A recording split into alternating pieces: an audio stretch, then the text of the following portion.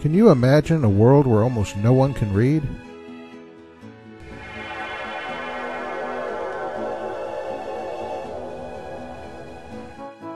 You don't have to. For most of the world's history, the literacy rate has been less than 10%. In the world of the Bible, literacy was as low as 1% in the Old Testament period, and as high as 10% in the New Testament period. But we seldom think about exactly what that means, especially for how the Bible was constructed. If most people couldn't read in the biblical world, then obviously they must have had a different way of transmitting and receiving information. And of course, what means they used is pretty obvious: mouth to ear. Now, you might not think they do that much differently than we do, but you'd think wrong. In a world dominated by oral transmission, human communication is much different than you'd expect.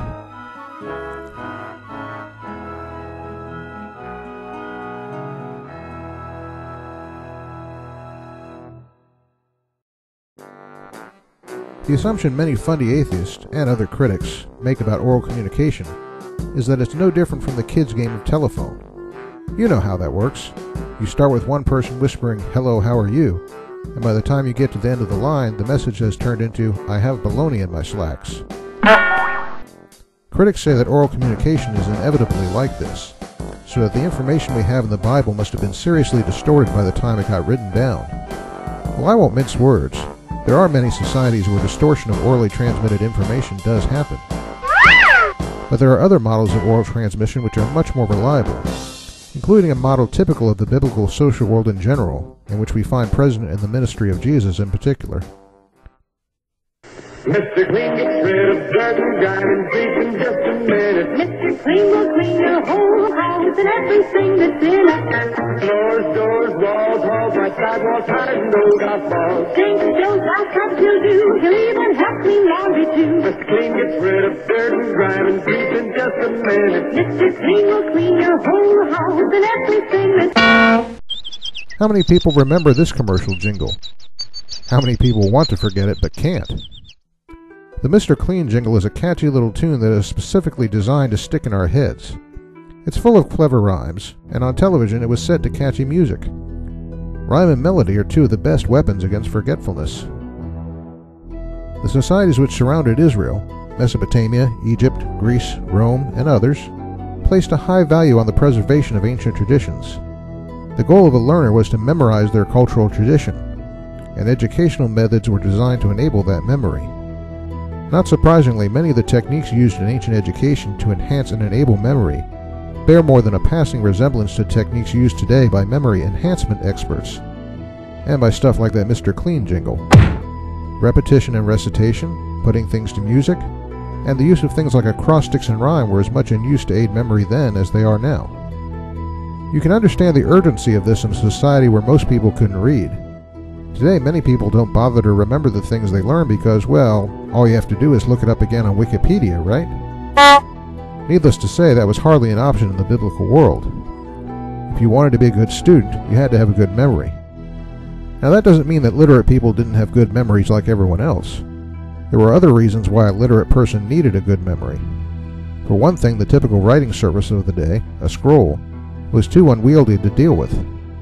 For another, their social world considered development of good memory to be an important part of having good moral character.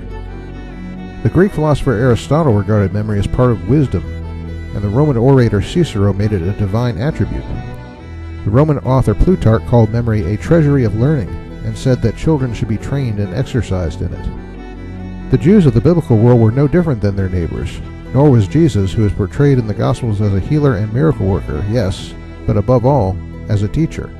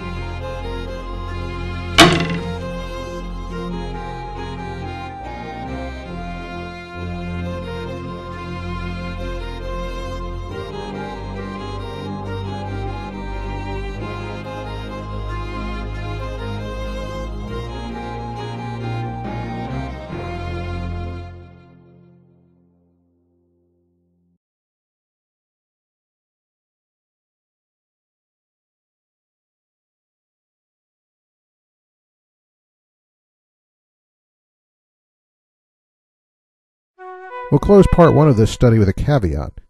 We've spoken of memorization, but there are some critics out there who think that unless memorization is verbatim accurate, it's not memorization.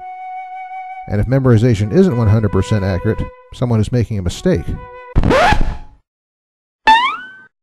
Well, that's a modern idea, one that doesn't match the way memory was ideally practiced. And we'll discuss that point later, in part 2.